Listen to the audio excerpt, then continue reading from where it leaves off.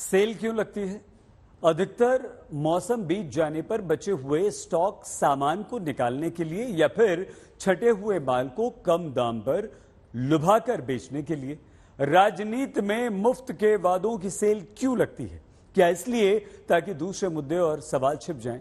कहानी राजस्थान की है, जहां एक तरफ मुफ्त के वादे हैं, दूसरी तरफ पेपर लीक के कारण से बेरोजगारी के दलदल में ही धंसे हुए युवा जो दस्तक देते हैं।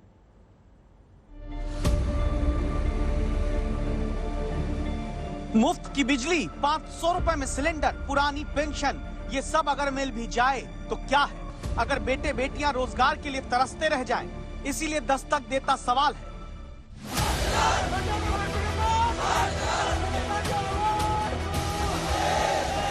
गहलोत राज में जयपुर के शहीद स्मारक पर मौसम का पारा भले 42 डिग्री है, लेकिन बेरोजगारी की तपिश इससे कई डिग्री ज्यादा। जहां डिग्रीधारी नौजवान शिक्षक भर्ती के पद बढ़ाने की मांग करते हुए धरना दे रहे हैं। क्यों? क्योंकि 2019 में राजस्थान शिक्षक पात्रता परीक्षा यानी रीट का फॉर्म भरा, रिजल्ट आज तक नहीं निकला। फिर रीट की परीक्षा हुई तो पेपर लीक से एग्जाम रद्द हुआ। पेपर लीक के बाद शिक्षक पात्रता वाली परीक्षा राजस्थान में प्री और मेंस में बदल दी गई। नतीजा अब तक पूरा नहीं आ पाया। इसीलिए नौजवान चाहते हैं कि पद ही सरकार बढ़ा दे, वरना ये नौजवान तो परीक्षा का नतीजा आते आते ओवर एज हो जाएंगे। हमने जो डिपार्टमेंट से डाटा लिया है, जिसमें 12,000 के आसपास शिक्षकों के पद अभी खाली है और 12,000 शिक्षकों के पद 48,000 के साथ में 12,000 ऐड करेंगे तो 60 के हो जाएंगे।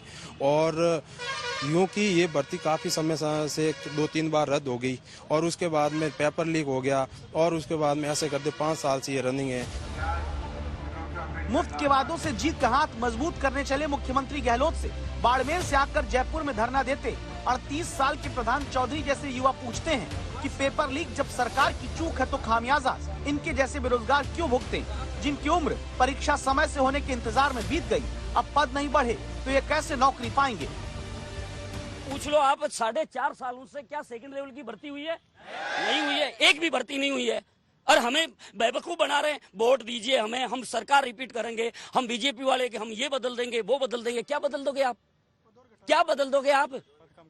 कौन हमें तसल्ली देगा? आने वाली पीढ़ी इनको कोसेगी। राजस्थान के ये बेरोजगार फॉर्म भरते भरते थक गए हैं, परीक्षा देते देते थक गए हैं। 4.5 साल पहले इन्होंने फॉर्म भरा था, मगर परीक्षाएं टलती गई, कभी पेपर आउट होने की वजह से, कभी दूसरे वजहों से। और अब इन्हें लगता है कि इतना वक्त नहीं बचा है कि सरकार दोबारा से कोई फॉर्म निकाल के परीक्षा करा पाए। लिहाजा ये चाहते हैं कि जो परीक्षा हुई है उन्हीं में पद बढ़ाकर इन्हें भी ज्वाइनिंग दी जाए, जिसके लिए यहाँ मांग करने के लिए बैठे हैं।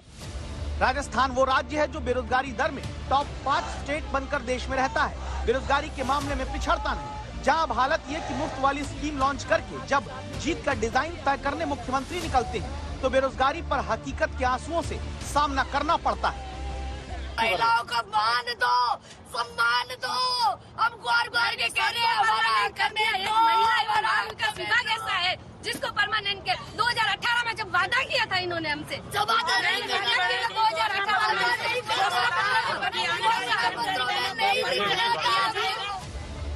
नर्सिंग भर्ती परीक्षा में सफल होकर भी बेरोजगार रह गई महिलाएं रो रो कर वादा मुख्यमंत्री को याद कराती हैं रोजगार देने के कस्में और वादे भी। मेरे सर पे रख के आपने कसम खाई थी है सब लड़कियों के साथ में सर। नहीं कॉलेज नहीं सर, नहीं सर, पद्माराम जी के बेटे की शादी समारोह में आए थे यहीं पे। नहीं सर, कसम में कभी खाते नहीं। सर पे हाथ रखा था आपने, कहा कसम कभी नहीं खाता हूँ। सर पे हाथ रखा सर, आपने बोला था कि मेरी भर्ती निकाली हुई मैं पूरी करूंगा। और आप पद्माराम जी के बेटे की शादी में आए तब भी आप, मैंने कहा सर आप पहली बार भी याद रखे गए, अब भी याद रखे गए। राजस्थान में आंसू इसलिए भी निकल रहा है क्योंकि 4.5 साल में राजस्थान में 14 भर्ती परीक्षा में पेपर लीक हो चुका है। पेपर लीक की वजह से राजस्थान में 1,26,00,000 बेरोजगारों पर असर पड़ा। पेपर लीक के 1 दर्जन आरोपी पकड़े गए, लेकिन सुरेश ढाका जैसा मास्टरमाइंड आजाद है। अब ईडी ने एक साथ 28 जगहों पर 7 संदिग्धों के यहाँ छापे की कार्रवाई की। बीजेपी कहती है इसमें कांग्रेस के मंत्री और विधायक शामिल हैं। मुख्यमंत्री कहते हैं कि चुनाव देखते हुए राजस्थान में ईडी आई है। राजनीतिक बदले की भावना से चुनाव जीतने के लिए माहौल अपने पक्ष में बनाने के लिए, सरकार को बदनाम करने के लिए अगर आप इस प्रकार की हरकतें करते हो, मैं समझता हूँ किसी भी रूप में देश हित में नहीं है। वो 2-3 मंत्री जिसमें थोड़ी बहुत संभावना, थोड़ा सुई डोटासरा की तरफ भी घूमती है, तो बौखलाएंगे ही, बहाना बनाएंगे ही, पर बौखलाने से इनका पीछा नहीं छूटने वाला। ईडी इनको छोड़ेगी नहीं। चुनौती बड़ी है।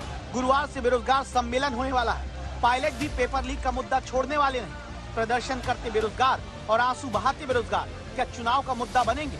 शायद रोजगार तय समय में देने का कोई फार्मूला नहीं है, तभी तो सेल लगाकर मुफ्त के वादों से सत्ता हासिल करने का सपना है।